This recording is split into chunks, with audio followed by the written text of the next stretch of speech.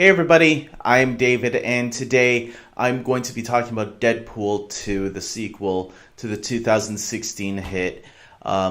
Let's get ready for this. Yeah, I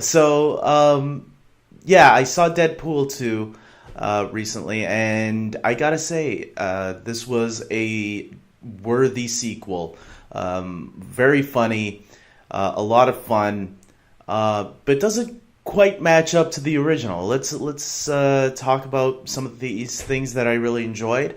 Obviously, you got to talk about Ryan Reynolds, who definitely has cemented himself as this character, and he definitely, if you've had any, I think everybody loves Ryan Reynolds as Deadpool right now. But if you were someone that was disappointed with like X-Men Origins Wolverine or Green Lantern, I am going to say that without any spoilers, he rights the wrongs of those films. If you were really disappointed in those, but you don't have to worry about those because it's like it's all in the past. But just in case, there's something in there that you will be very pleased with. If you haven't gotten into spoilers yet. Anyways, Ryan Reynolds embodies this character so great, and every scene he's in, he always delivers. I think Vanessa is a great love interest to this character. I think both Ryan Reynolds and the actress that plays Vanessa, whose name I'm going to butcher, that I'm not going to pronounce it, they both have great chemistry together, and they're definitely one of the better love couples, superhero couples, I guess, out there that, superhero movies can't always get quite right, is the hero and his love interest. But these two, definitely the chemistry pops here and there.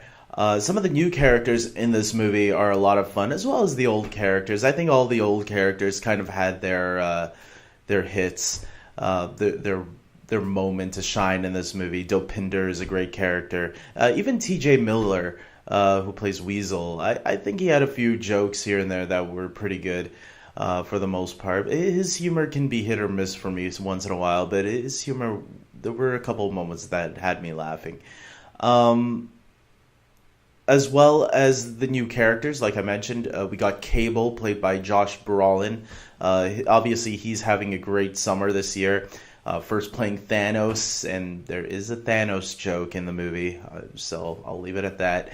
But now seeing him play Cable is really cool too, and I think he really suits this character. That's one of my complaints about this movie. I felt like by the end of it, we didn't really have enough of him, and I wanted more of him.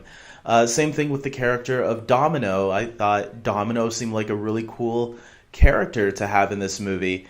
And I felt by the end of it, we didn't really get enough of her. I wanted more of her, which is funny because I heard the test screenings that those were kind of the same complaints.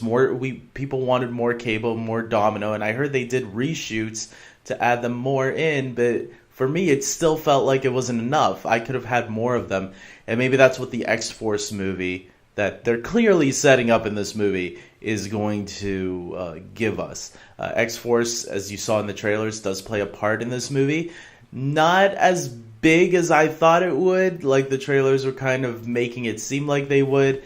But for the most part, when they are there, these other members, not just Domino and Cable, but there's other members too. There's a lot of surprise cameos throughout this movie, and even during the X-Force situation, there's one big cameo that I wasn't expecting that a lot of people were talking about, and I was like, who is this cameo? Maybe I'll do it in a separate video, but the cameos that were in this film. But that was a lot of fun. Yeah, this movie had a lot of enjoyable moments. It centers on this kid who we also saw in the trailer. The actor's name is escaping me right now, but he was also in The Hunt for the Wilder People, which was directed by Taika Waititi, funny enough, the director of Thor Ragnarok. It was a really good independent film, and I thought the kid was great in that movie, and he's really great in this movie too. I thought he really fit in well with the story. Although the story seemed to be unfocused at times, in my opinion. That's a little bit of a weak spot for the movie, in my opinion, was the plot seemed a little uneven once in a while, like seemed to lose track at the story it was telling. For the most part, I thought it was good. It was a good story.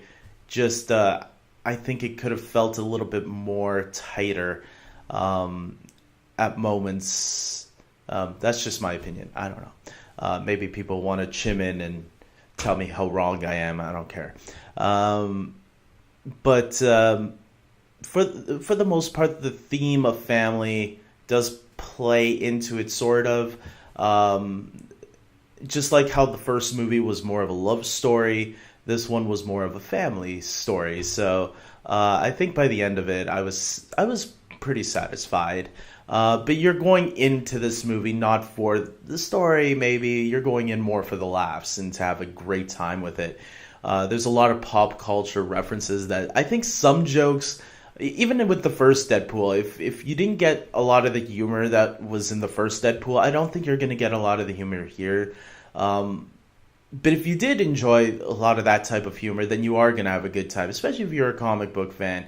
You know a lot of the jokes that they're making fun of within the genre of this franchise of these films, like the Avengers and DC and the X-Men themselves. Um, so yeah, there's that.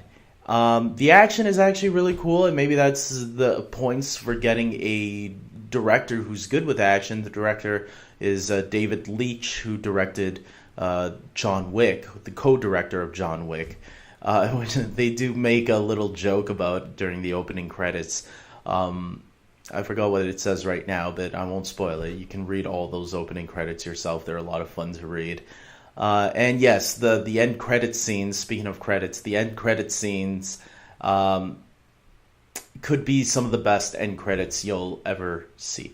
I I'm glad. I always stay with the end credits when I know that there's end credits with the movie. I always make sure to stick around. I always feel bad for the people leaving the theater before it pops up because it's like, hey, you might be missing something really cool. Some people are still unaware, or maybe they just don't care. I don't know. For the most part, I am going to say that I didn't quite enjoy Deadpool 2 as much as Deadpool 1. I felt the story in Deadpool 1 was much more better executed. Well, in this one, it wasn't as executed as I would have liked. But for the most part, the jokes, the humor in the movie is really enjoyable. I wasn't bored completely, so there were moments where maybe I was starting to get, but then the movie makes a joke and you get back right into it. So it's like, it was a lot of fun. If the first movie I know I gave an 8 out of 10 to, this one I would give a 7.5 out of 10 to. It's just not quite as good as the original, but still a really good time at the movies. I would totally recommend it for people that really love the first Deadpool, and maybe people that were kind of not sure if they should check it out. I would recommend it to anybody that just wants to have a good time at the theater, personally. So, yeah, with that being said, that's it. Leave your comments below, guys. Tell me what you thought of the movie. I'm always curious of what other people are thinking. And like this video, subscribe to my channel, and until next time, take care.